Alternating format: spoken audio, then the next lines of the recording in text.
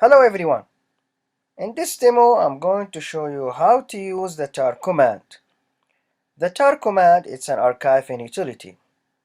For example, if I would like to create a tar archive file for directory files, first I'm going to type the tar command, then I'm going to use the option -c in order to create a new .tar archive file, and also I'm going to use the option V verbosely show that tar file progress, and the option F, it's for the file name type of the archive file, then space, and I'm gonna call this the tar archive file F1, and I have also to type the extension of this file, so it will be .tar space, then the name of the directory. Hit enter, ls-l. As we can see here, we have a new tar archive file.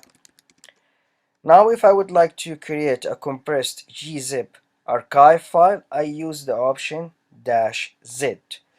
So I'm going to type the tar command, then -c, then the -z is for the gzip archive file, then vf space, I'm gonna call this one f2.tar. Then also I have to type the extension for the compressed gzip archive file .gz, then the name of the directory. As we can see over here, we have the command, then the options, and we have the z, then the name of the compressed gzip archive file, then the name of the directory. Hit enter. There is another way also we can do over here. If I would like to combine these two extensions together, I can write it this way: tgz. Hit enter, ls-l. As we can see over here, I have two compressed gzip archive file. If I would like to create a compressed bzip2 archive file, I use the option -j. So C lowercase j, then the VF, then space, and I'm gonna call this one F3.tar, then .bzip2, then the name of the directory files.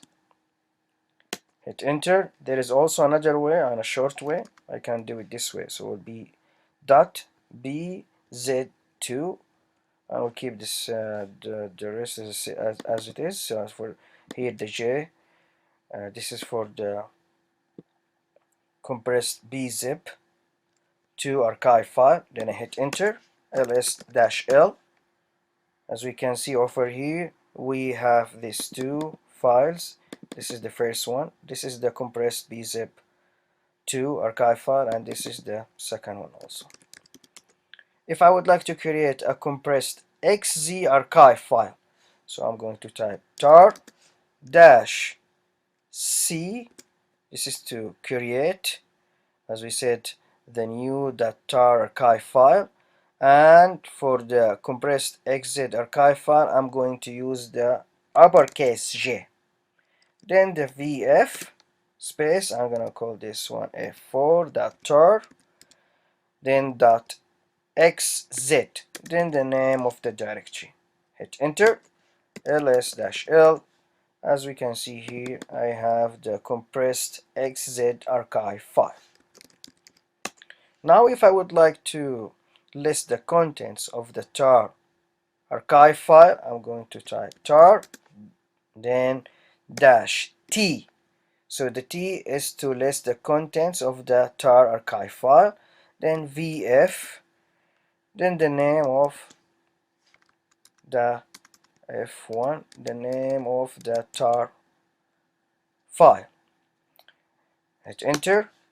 As we can see here, after we added the option -t in order to list the contents of the tar archive file. If I would like to untar or extract a tar file, I'm going to type First, I'm going to move one of the tars files here to the directory box, for example. Then I'm gonna cd to the box ls-l. So we have the tar file. Then I'm going to untar or extract this tar file.